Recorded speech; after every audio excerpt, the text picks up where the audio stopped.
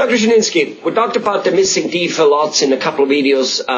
Tell us some of the main ways these days how missing teeth do get replaced. I know there have been improvements made, and yet at the same token, I also know that the ELTA methods are still quite applicable. So tell us a little bit, the balance one should have on what to choose, and is it you who chooses or is the patient who chooses of what he should have?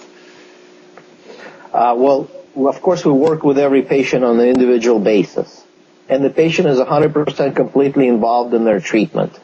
We can't possibly convince somebody to do something they don't want to do or force something. We just give a patient options. We would like a patient to be completely involved in what they're going to have. Then the treatment ranges anywhere from having a partial denture, something that you take in and out, or a bridge that is cemented in permanently, or even an implant. And there's advantages and disadvantages to every procedure, and we have to take it on a case-by-case basis. Okay. It's very important that you not only treat the problem, but you treat the patient, because at the end of the treatment, the patient is supposed to be feeling better and doing better. All right. Now, however, a patient might just look at, let's just say, the money and say which one is the cheapest and do it. And while it might do the trick, he might regret it down the road, and he might even spend more money down the road. Like I have heard that, you have a bridge, which is basically two teeth, where you put a crown on it and you hang the missing tooth in between, and that could be two or three missing. And a fake tooth in it. And a fake tooth in it.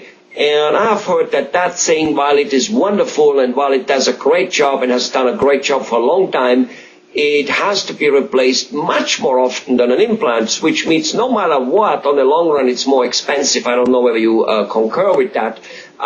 So tell us a little bit. You said some of the procedures have a little advantage and disadvantage, but just a little bit layman's terms light on all those three, the partial, absolutely. And the crown, the bridge and the implant. The partial denture is the least expensive. It's not invasive, where we only take an impression and we fabricate it. That's the advantage of it. The disadvantage, it's a little bulky and you have to take it in and out. The chewing efficiency is about only a third of what your natural teeth are.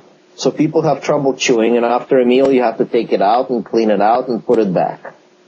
That would be the next option would be a bridge, which is a great option for a lot of people. The advantage of the bridge is that it takes only 2 appointments to do. It replaces your teeth where you don't have to take anything in and out. The disadvantage is that you would have to actually involve the teeth that are next to the missing tooth. The one in front and one in the back. You'd have to grind them down for crowns.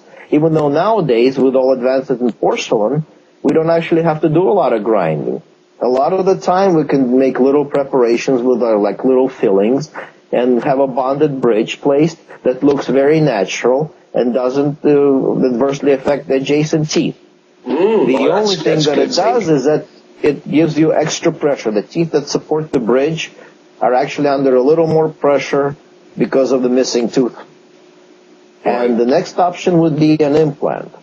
The disadvantage of an implant is that it's a little surgery. And with any surgery, it could be a little risky if done by a wrong person or somebody who's not experienced.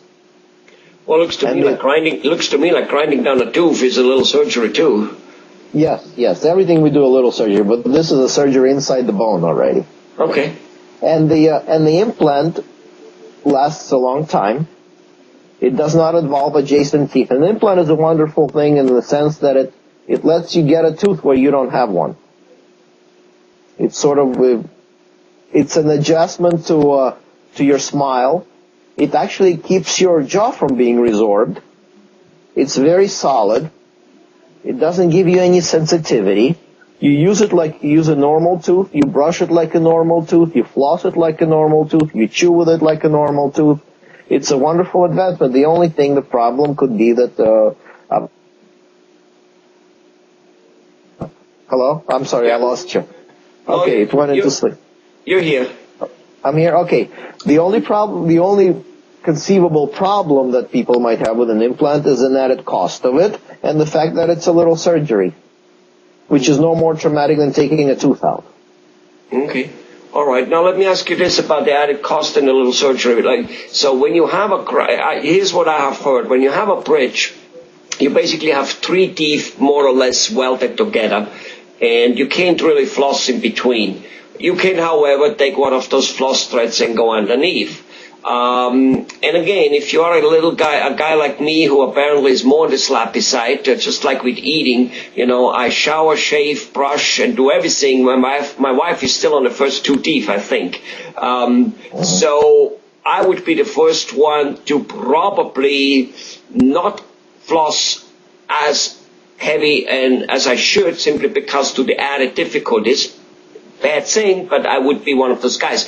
Would I then, even more so because of the difficulty of flossing, risk that I lose that tooth faster, and now 3 teeth are broken, and I did have a periodontal disease in that area, which in itself, as you mentioned in other videos, is devastating.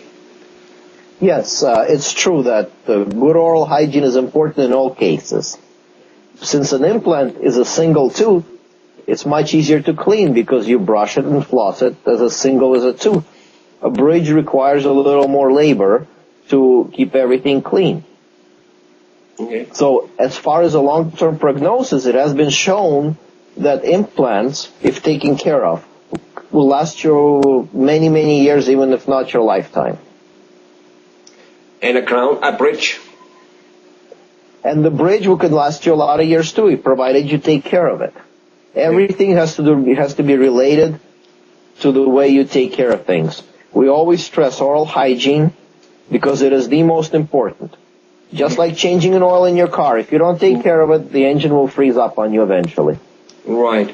And there is the fact that you, without pounding the drums for the implant, there is the fact that when you do the bridge and you have to grind down those 2 teeth, it's like with a tree. Sometimes a tree, when you carve in with a knife, I love you, it's okay, it lives on, no big deal. And sometimes it actually dies because it got hurt.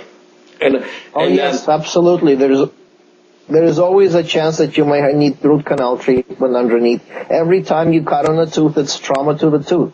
Even though we do it very professionally and very atraumatically, there's always a chance of having some trauma to the tooth where you may need a root canal later, or you may even fracture a tooth under a bridge. And those risks are diminished if you do an implant because you're not touching anything. Absolutely. Then your own teeth just hold on. They're just by themselves, and they're in perfect shape.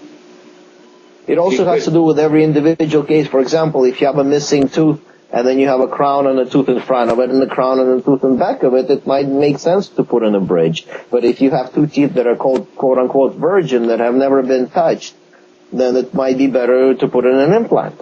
Right. Again, every patient is a case-by-case basis. There's no ideal rule. There's no one thing that solves everything. That's why we always find out what a patient wants and needs, and we base our treatment plan on their expectations. Combined with the professional advice, because obviously a patient needs to be enlightened because we don't quite know the ins and outs. So combined with that, then the patient can make up his mind. Oh. And anyway, very, very informative. Appreciate your candidness about implants and bridges and partials. We'll speak to you later. Thank you very much, Dr.